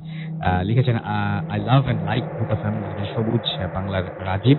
ফাহিম ইসলাম লিখেছেন, আচ্ছা তিনি অ্যাপ সম্পর্কে কোয়েশ্চেন করেছেন। আমি যতটুকু জানি যে iOS এবং অ্যান্ড্রয়েড এই দুটোর জন্য আমাদের এই অ্যাপের সুবিধা রয়েছে। পলাশ পল আমাদের SMS করে এখানে কমেন্ট করেছেন, এবং আমাদেরকে তিনি লিখেছেন যে ভূতাকে অনেক ভয় দেয় আমাদেরকে। এছাড়াও দেখতে পাচ্ছি এমডি রবিন খান টাঙ্গাইল থেকে লিখেছেন, তার কাছে অবশ্য ভয় লাগছে আমাদেরকে। তাহমিদ শাহিন লিখেছেন, তার কাছে যেটা বলছেন যে গল্পগুলো ভালো লাগছে তার কাছে আমাদেরকে। এছাড়াও আরো অনেকেই এখানে কমেন্ট করছেন, কিন্তু অনেকদিন পরে শুনছেন দুষ্টু বালক, এবং আমাদেরকে অনেক রাশ লিখেছেন, রাসেল ভাই ভালো লাগছে। এছাড়া আমাদেরকে দেখতে পাচ্ছি যে শরীফুল ইসলাম অন্তর লিখেছেন যে তিনি আমাদের সাথে নতুন জয়েন করেছেন, এসএমএস করছেন অনেকে। আমাদেরকে দেখতে পাচ্ছি লেমন নরসিংদী থেকে এসএমএস করেছেন, অনেক মজা লাগছে তার কাছে। আমাদেরকে আরিফুল ইসলাম মুন্সিগঞ্জ থেকে এসএমএস করেছেন, আমাদেরকে মিতু এসএমএস করেছেন, খুব ভালো লাগছে তার কাছে। আমাদেরকে এছাড়াও কণিকা এসএমএস করেছেন রাজশাহী থেকে, আমাদেরকে মেহেদি শেরপুর থেকে এসএমএস করেছেন, তিনি বলছেন তার এসএমএস কোনদিন পড়া হবে কিনা, আমি পড়ে ফেললাম। আমাকে এছাড়াও শফিকুল ইসলাম উদয় লিখেছেন এবং আমাদেরকে লিখেছেন যে আফরিন আক্তার আয়েশা এবং আফরিন আক্তার আয়েশা একসাথে শুনছেন। এবং এছাড়াও সানি আমাদেরকে এসএমএস করেছেন, শুভ আমাদের এসএমএস করেছেন ওয়াসা রাজশাহী থেকে, আজকে বুঝতে যে জোস লাগছে। আরিফ চট্টগ্রাম থেকে এসএমএস করেছে এবং লাস্ট 3টা স্টোরি শুনে খুব ভয় লেগেছে। আমাদেরকে নওরোজ রাজশাহী থেকে এসএমএস করেছেন, আমাদেরকে দেখতে পাচ্ছি জুয়েল সাগর। এছাড়া আমাদেরকে দেখতে পাচ্ছি সুমন জ্যাকসন এসএমএস করেছেন, ঋতু আমাদের এসএমএস করেছেন খুলনা থেকে। এছাড়াও আমাদেরকে এসএমএস করেছেন দেখতে পাচ্ছি এসএমএস করেছেন আরো অনেকে, মুন এসএমএস করছেন এবং আমাদেরকে মাহি এসএমএস করেছেন মারজান।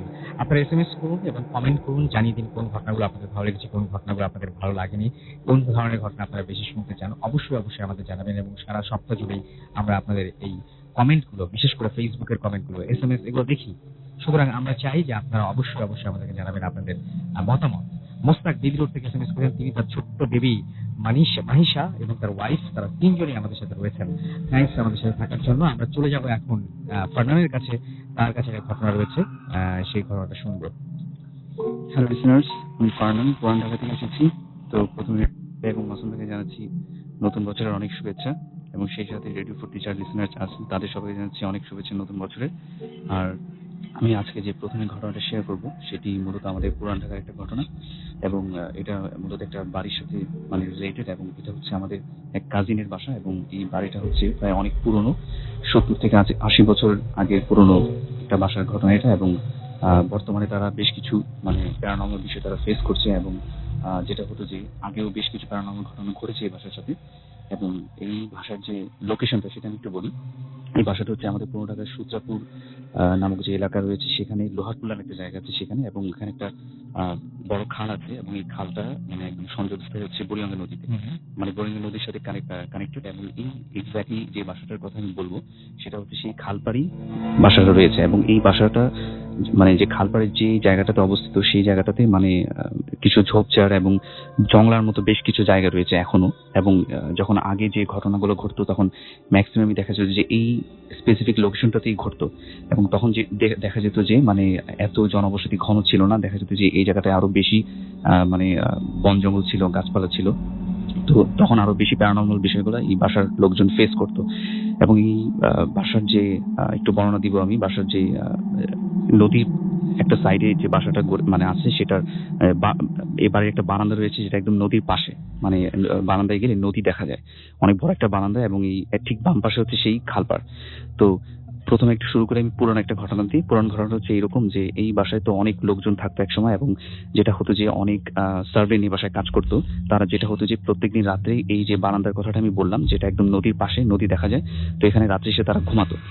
তো এখানে তারা যখন রাতে ঘুমাতো, এর মধ্যে একজন সার্ভেন্ট যেটা হয় যে রাতের বেলা হঠাৎ করে ঘুম ভেঙে যায়, এবং ঘুম ভেঙে যাওয়ার পরে উনি যেটা ফিল করে যে বারান্দা দিয়ে মনে হচ্ছে যে কেউ একজন হেঁটে বেড়াচ্ছে, এবং সেটা যদি কোন একটা মানুষের হাঁটার স্টেপ হবে সেটা তো বোঝাই যাবে, সেটা মনে হচ্ছিল যে অনেক ওজনদার কিছু একটা লোক, মানে মানুষ না ঠিক, মানে ওখানে হেঁটে যাচ্ছে, কিন্তু সেটা দেখা যাচ্ছে না কি।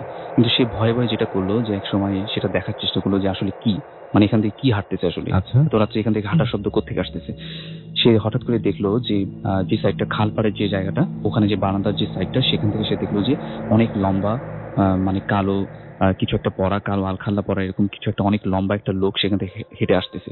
ঠিক তারা যেখানে ঘুমিয়ে আছে ঠিক সেই জায়গা বরাবর ওই জিনিসটা হেঁটে আসতেছে, এবং ওটা ছিল অনেক চিকন এবং অনেক লম্বা, এবং ওটা হাঁটতেছে যখন, তখন ওই হাঁটার যে শব্দগুলো তখন সে পাচ্ছিল।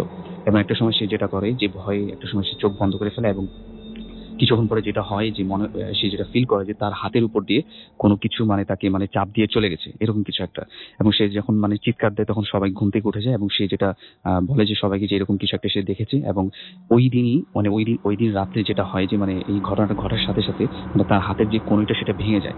মানে ওটা এতই ওজন ছিল ওটার যে মানে ওটা যখন উপর দিয়ে চলে যায় হাতের উপর দিয়ে তখন তার হাতের কনুইটা ভেঙে যায়। তো এরপরে যেটা হতো যে ওই বাসার রাতের বেলা কেউ এই বারান্দায় রাত্রে ঘুমাতো না, এবং ওই বাসায় তখন একটা মিথ প্রচলিত ছিল যে সবাই মনে করতো যে ওই বারান্দাটা হচ্ছে ওই জিনদের চলাচলের পথ, ওখান থেকে হেঁটে ওই জিনেরা ওই নদীর দিকে যেত এবং নদীর থেকে আবার যখন ব্যাক করতো তখন ওই বারান্দাটা হয়ে আসতো। তো এরকম একটা মিথ প্রচলিত ছিল তখন, এবং তারা যেটা করতো যে যখনই মাগরিবের আজান দিত তখনই বারান্দার সব দরজা জানালা বন্ধ করে দিত এবং এই বারান্দায় কেউ ভয়ে রাতের বেলা যেত না। কিন্তু বর্তমানে যেটা হচ্ছে যে বাসার সবকিছুই আগের মতোই স্ট্রাকচার রয়েছে, কিন্তু বর্তমানে যেটা হয়েছে যে মানে ওই মিথটা এখন আর প্রচলিত নেই। তো দেখা যায় যে বাসার লোকজন চেঞ্জ হয়েছে এবং যেটা হয় যে ওই বারান্দাটা এখন মানে ম্যাক্সিমাম টাইম খোলাই থাকে, তো ওখানে সবাই যায়, এখন আর তেমন একটা কিছু হয় না। কিন্তু এখন স্পেসিফিক্যালি বর্তমানে কিছু ঘটনা ঘটতেছে তাদের সাথে, সেটা হচ্ছে যে এইরকম যে তারা যখন রাতের বেলা মানে কেউ একজন এই বারান্দার পাশে যে রুমগুলা সেখানে রাত্রে ঘুমিয়ে পড়ে, তখন তারা হঠাৎ করে দেখে যেটা যে তাদের রুমে মানে রাতে হঠাৎ করে ঘুম ভেঙে গেলে দেখে যে তাদের বিছানায় বা রুমের আশেপাশে কেউ হাঁটা চলাফেরা করতেছে, এবং এই যে হাঁটতেছে তাদের বাসারই কোন একজন সদস্য। কিন্তু এটা কোনোভাবেই সম্ভব না, কেননা যেই ওই রুমগুলোতে ঘুমায় সবাই ভেতর থেকে মানে লক করে ঘুমায়, তো বাসার সদস্য ভেতরে আসার কোনো কথাই না। তো তারা যেটা করে যে কোনো কিছু মানে চিৎকার করে না, কিছুই বলে না। যখন সকালবেলা উঠে ওই স্পেসিফিক সদস্যটাকে মানে যাকে সে রাতের বেলা দেখেছিল তাকে যখন জিজ্ঞেস করে, তো তারা বলে যে না, আমি তো এরকম রুমের ভিতরে যাইনি, এটা তো কোনোভাবেই সম্ভব না। তো এরকম আরো অনেক ছোট ছোট ঘটনা ঘটতেছে। তবে রিসেন্টলি যেটা মানে বছরখানেক আগে একটা অদ্ভুত ঘটনা ওই বাসার সাথে ঘটে, তো সেটাই আমি বলি। সেটা হচ্ছে এরকম যে ওই খালপাড়ের যে রাস্তাটার কথা আমি বললাম, তো সেইখানে ওই বাসাটার একটা মানে স্টোর রুমের মতো বলা যায় একটা মানে জায়গা রয়েছে নিচের দিকে, এবং ওই জায়গাটা এমন একটা রুম যেটা হচ্ছে যে অনেক সময় পুরনো বাড়ি ঘরে দেখা যায় না যে মানে ওই দেয়াল ভেঙে গেছে এরকম, এবং কেউ থাকে না, পুরনো আসবাবপত্র বা কাঠের কিছু ওখানে রাখা হয় এরকম একটা জায়গায়। তো ওই জায়গাটা স্পেসিফিক্যালি দিনের বেলাও কেউ আসা যাওয়া করে না। তো ওইখানে যেটা হয় যে অনেক পুরনো কিছু জিনিসপত্র ওই বাসার মানুষজন রেখে দেয়। তো এরকম করতে করতে যেটা হয় যে ওই একদিন মাগরিবের আজান দেওয়ার আগে তো একটা ছোট ছেলে যেটা হয় যে মানে খেলতে খেলতে মানে বল টল বা কিছু একটা মানে ওই রুমটাতে চলে যায়। তো ওই স্পেসিফিক ভাবে ছেলেটা যখন ওই রুমটাতে থেকে আনতে যাবে খালপাড়ের পাশে যে রুমটা, আর তখন যেটা হয় যে মাগরিবের আজান ঠিক দেয়নি, দিবে এরকম একটা অবস্থা, এবং ওই সময় ছিল বর্ষাকাল। তো দেখা যেত যে ওই খালপাড়ে অনেক মানুষ ওই ছিপ নিয়ে মাছ ধরতে বসতো। তো এরকম একটা সময় সে দেখে যে তার বলটা ওই খালপাড়ের কোন একজন মানুষ ছিপ দিয়ে মাছ ধরতেছে, ওনার পাশে যেয়ে পড়ছে বলটা। তো দূর থেকে ওই বাচ্চাটা দেখে যে ওই লোকটা মানে নিচু হয়ে মাছ ধরতেছে এরকম মনে হবে, কিন্তু যখন ওই বাচ্চাটা মানে বল নিতে ওই স্পেসিফিক লোকটার কাছে যায় তখন সে যেটা দেখে যে ওই লোকটার মাথা নেই, তো মাথা ছাড়া একটা মানুষ ওখানে মাছ ধরতেছে। এটা দেখার পরে ওই মানে বাচ্চাটা সেন্সলেস হয়ে যায়। তার মানে ওদের বাসার আশেপাশে এরকম ঘটনা অহরহই হ্যাঁ, ওখানে হ্যাঁ এরকম একটা মিথ প্রচলিত ছিল, এবং ভয় অনেকে ওই দিনের বেলা ওই খালপাড়ের রাস্তাগুলো ইউজ করতো না, এরকম একটা প্লেস যেটা। তো এরপরে ওই বাচ্চা যখন সেন্স ফেরে তখন সে মানে বলে যে এরকম আমি দেখছি এটা সেটা। তো সবাই তো মোটামুটি একটা মিথ যেহেতু প্রচলিত আছে সবাই এটাকে মানে মনে করছে যে হ্যাঁ আসলে হয়তো বা কিছু আছে। তো এরকম হঠাৎ করে কিছু হুটহাট ঘটনা ঘটে। যেমন আরেকটা ছোট একটা ঘটনা বলবো, যেমন ওই বাসাটি 3 তলার একটা রুম আছে, যে রুমটা মানে মোটামুটি প্রায় ম্যাক্সিমাম সময় লক থাকে। তো কেউ যখন মানে ওই রুমটাতে যায়, আমার এক কাজিন ওই রুমটাতে যখন মানে যাবে, তো বাইরের দিক দিয়ে লক করা ছিল, সে যখন লকটা খুলে রুমের ভিতরে ঢুকবে, অবশ্যই রুমের ভিতর লাইট অফ করা, কেউ নেই। তো ঢোকার সাথে সাথে যখন সে লাইটটা অন করে তখন তার যেটা ফিল হয় যে তাকে অনেকজন 3-4 লোক ধাক্কা দিয়ে যদি বেরিয়ে যায়, রুম থেকে বের হলে যেরকম মনে হবে ঠিক সেরকম সে ফিল করে যে তাকে কেউ ধাক্কা দিয়ে গেট দিয়ে মানে 3-4 লোক বেরিয়ে গেল, এরকম সে একটা জিনিস ফিল করে, কিন্তু কিছুই নেই, কিছুই ছিল না সেখানে। তো এরকম অনেক ছোট ছোট ঘটনাই বাসার সাথে। আচ্ছা, আমি একটা জিনিস শুনতে চাই, সেটা হচ্ছে আরেকটা জিনিস, আপনি যেহেতু পুরান ঢাকার, আমরা একটু আগে ওই যে অফেয়ারে শুনছিলাম আপনাদের ওইখানে গলাকাটা সাহেব বলে একটা ব্যাপার আছে, এটা কি একটু বলবেন? এটা আসলে মানে এক্স্যাক্টলি আমরা কেউ দেখিনি, কিন্তু আমাদের বাবার কাছ থেকে শুনেছি, দাদার কাছ থেকে শুনেছি যে ওই আমাদের যে আমি যেখানে স্পেসিফিক্যালি থাকি ইংলিশ রোড রায় সাহেব বাজার এলাকায়, ওই বাহাদুর শাহ পার্কের যে ওই রাস্তাটা মানে ওই স্পেসিফিক রাস্তাগুলো অনেক আগের ঘটনা এগুলা। তো ওখানে নাকি দেখতো অনেকে যে রাতের বেলা যদি কোনো কারণে কেউ ঘুম থেকে উঠে মানে রাস্তায় বেরোতো বা কিছু মানে লেট করে বাসায় ফিরলে, বা অনেকে যেটা দেখতো যে গলা কাটা সাহেবের মতো কেউ একজন মানে ওই ঘোড়ার উপর দিয়ে চলে চলে সেখান দিয়ে যাচ্ছে, এরকম অনেক কিছু দেখতো। কিন্তু তখন তো এত ঘনবসতি ছিল না, তখন লোকজন খুব কম ছিল, তো এরকম অনেকে দেখতো কিন্তু ভয় আবার সামনে যেত না। তো এরকম অনেক ঘটনায় আমি আমার আব্বুর কাছ থেকে আমি শুনেছি। তো এরকম আরো ঘটনা প্রচলিত রয়েছে, যেমন আমি এটাও শুনেছি যে এইরকম জিনিসটাকে আমাদের মানে ঢাকা শহরের অনেক লোকেশনেই দেখা গেছে। আচ্ছা, গলাকাটা সাহেব সম্পর্কে বাবু ভাই মনে কিছুটা বলতে চাচ্ছিলেন কি?